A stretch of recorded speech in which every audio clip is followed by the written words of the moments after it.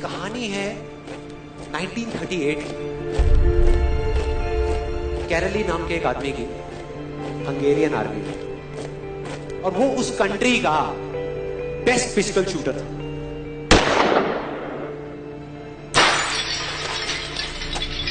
जितनी भी national championships हुई थी उस कंट्री में, उसको वो जीत चुका था।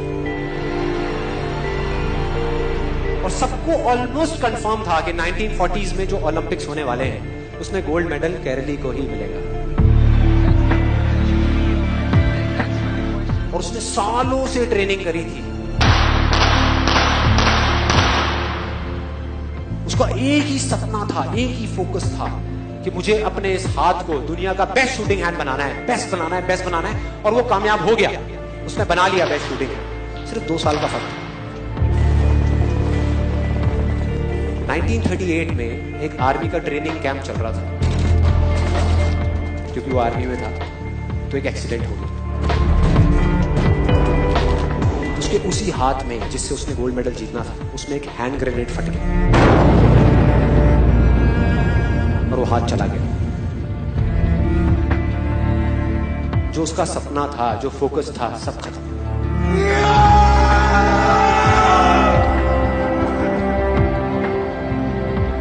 उसके पास 2 रास्ते थे। एक तो ये कि वो बाकी की पूरी जिंदगी रोता रहे और कहीं जा करके छुप जाए, या अपना जो गोल था जिसपे उसने फोकस किया हुआ था उसको पकड़ करके रखे। तो उसने फोकस किया उस पे नहीं जो चला गया था, जो उसके पास नहीं था।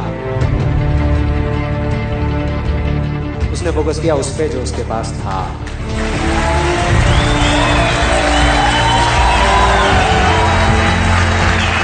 जो उसके पास था, और क्या था उसके पास में? एक लेफ्ट हैंड, एक ऐसा हाथ जिससे वो लिख तक नहीं सकता था। 1 महीने तक उसका हॉस्पिटल में इलाज चला इस हाथ के लिए, और सही 1 महीने बाद अपनी ट्रेनिंग शुरू करती इस हाथ के लिए।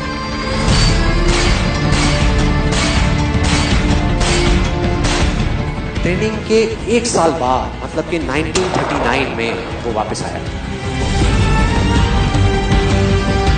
नेशनल चैंपियनशिप्स हो रही थी वहीं पे हंगरी में, और बाकी भी बहुत सारे पिस्टल शूटर्स थे वहां पर।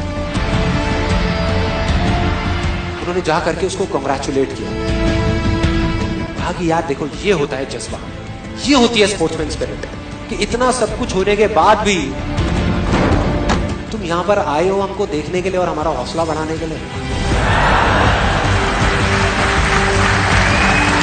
किसी को नहीं पता था कि वो 1 साल से अपनी ट्रेनिंग कर रहा था लेफ्ट हैंड की। और उसने जवाब दिया, मैं यहां पर तुम्हारा हौसला बढ़ाने नहीं आया, तुम्हारे साथ कॉम्पीट करने आया हूं, तुमसे लड़ने आया हूं, तैयार हो जाओ। और कंपटीशन हुआ। बाकी सब वहां पर जितने भी लोग थे वो कॉम्पीट कर रहे थे अपने बेस्ट हैंड से। ये कॉम्पीट कर रहा था अपने ओनली हैंड से, ओनली हैंड से। कौन जीता? The man with the only hand, Kairali जीत गया। लेकिन वो यहां नहीं रुका। उसका गोल क्लियर था कि मुझे इस हाथ को इस कंट्री का नहीं, इस पूरी दुनिया का बेस्ट शूटिंग हैंड बनाना है। उसने अपना सारा फोकस उठा करके डाला 1940 पे, जब ओलंपिक्स होने वाले थे। लेकिन 1940s के ओलंपिक्स कैंसिल हो गए वर्ल्ड वॉर की वजह से।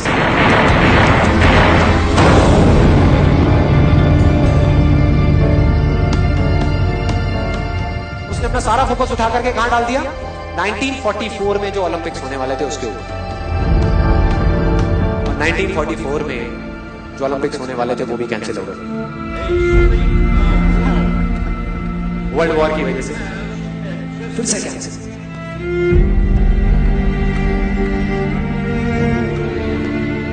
उसने अपना सारा फोकस उठा करके डाल दिया 1948 के ओलंपिक्स में। 1938 में उसकी एज थी 28 साल, 1948 में उसकी एज हो चुकी थी 38 इयर्स। और जो यंगर जो प्लेयर्स आते हैं निकल करके, उनसे कॉम्पीट करना मुश्किल होता चला जाता है। लेकिन मुश्किल नाम का ये वर्ड था ही नहीं उसकी डिक्शनरी में।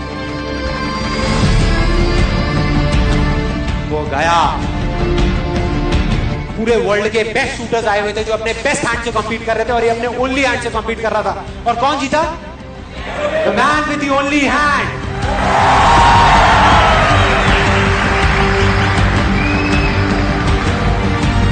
लेकिन वो तब भी नहीं रुका। 1952 ओलंपिक्स, दोबारा कॉम्पीट किया उसने, और इस बार गोल्ड मेडल कौन जीता? गैरल ली। 4 साल बाद दोबारा से, और पूरी की पूरी हिस्ट्री को बदल करके रख दिया ओलंपिक्स में। इस पर्टिकुलर कंपटीशन में उससे पहले किसी भी एथलीट ने लगातार 2 गोल्ड मेडल्स नहीं जीते।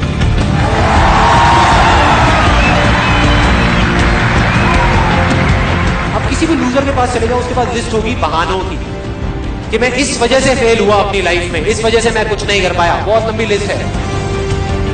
और दूसरी तरफ विनर के पास चले जाओ, उसके पास में 1000 वजह होगी वो ना करने की जो वो करना चाहता है, सिर्फ एक वजह होगी वो करने की जो वो करना चाहता है, और वो कर जाएगा।